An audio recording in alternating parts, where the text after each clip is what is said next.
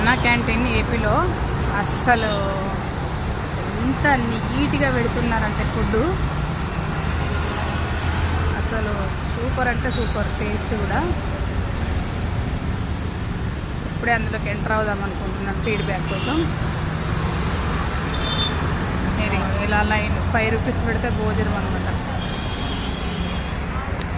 ఎంతవరకు ఉన్నారు చూడండి, పెద్ద లైన్. చాలా బాగా నీట్గా ఉంది. 5 రూపీస్కి మాత్రమే భోజనం. నేను లోపలికి ఎంటర్ అయిన తర్వాతకి